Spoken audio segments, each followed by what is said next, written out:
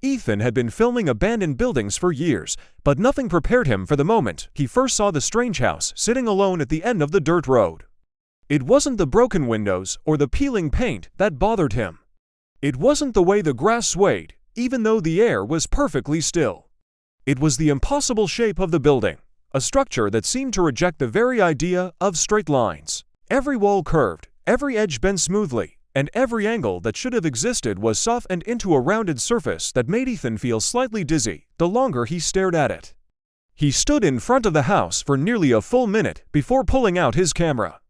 "Guys, today's episode is different," he said in a low voice.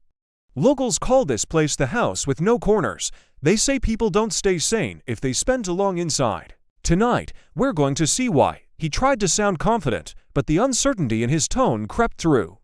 The front door was an oval-shaped slab that looked almost melted on the edges. When he pushed it open, it exhaled a cold gust of air that chilled him instantly. He stepped inside and felt a shift in the atmosphere, like crossing into a different world. The interior felt even stranger than the outside. The floor dipped softly in the center like the inside of a bowl. The ceiling swirled upward in a smooth spiral, and even the windows had rounded frames that distorted the outside view. Ethan lifted the camera and gasped. Through the screen, the house looked normal: straight walls, clear angles, regular rooms. But when he lowered the camera, everything curved again.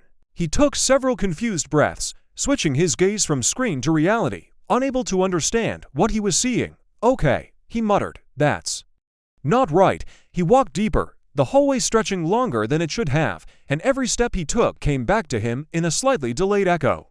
But something was wrong with the echo. It wasn't matching his steps. His left foot hit the ground, and the echo sounded like a right foot. He tested it again. The echo repeated the wrong rhythm. Then, after he stopped walking completely, the echo took 2 more steps forward. Ethan spun around instantly, heart pounding, but the hallway behind him was empty. "Who's there?" he whispered. A soft voice repeated after him, almost mocking. "Who's there?" Not an echo, a mimic. His throat tightened. He hurried to the nearest door and pushed it open. Inside was a child's bedroom with a tiny bed and scattered toys. All of them were oddly arranged facing the curved wall, their plastic eyes turned toward the structure like they were waiting for it to speak. As he stepped inside, a stuffed rabbit fell over by itself. Ethan jumped back, clutching the camera. He heard a faint tapping sound coming from inside the wall.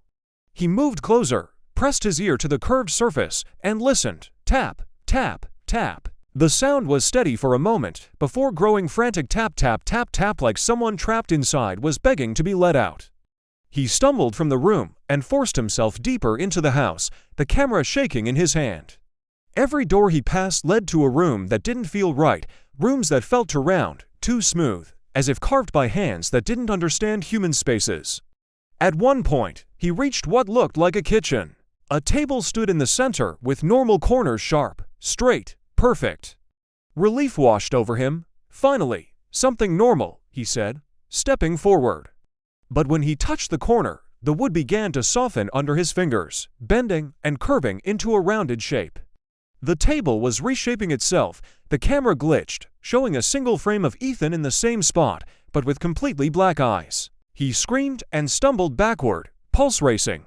"This house is alive," he whispered. Suddenly, the sound of heavy footsteps echoed behind him, slow, deliberate, and too big to belong to a person. He ran without looking back, the hallway twisting beneath his feet.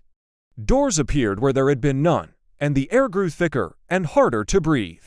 He burst into a large circular chamber with a lone light bulb swaying gently above. Every flicker of the light reshaped the shadows on the curved walls, turning them into distorted figures that stretched unnaturally.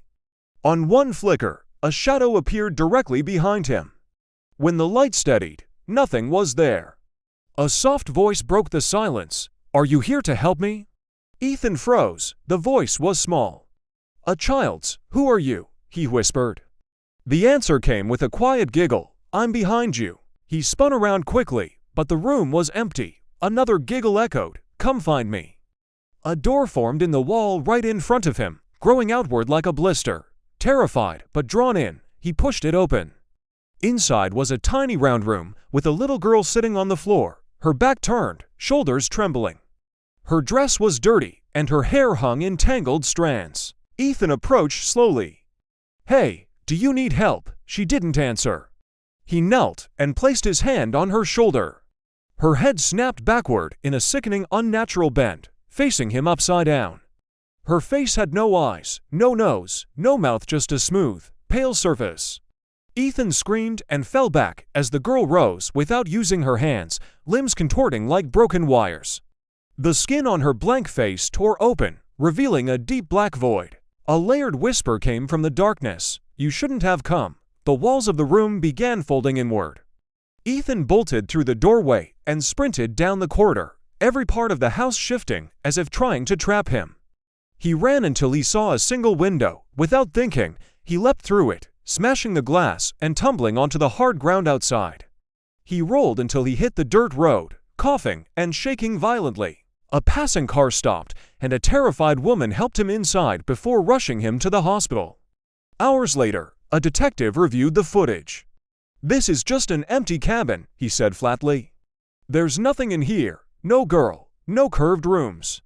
Nothing like what you described." Ethan snatched the tablet and watched in horror as the footage showed him walking through an ordinary, abandoned building. No curves, no strange architecture, no child. But then he paused the video.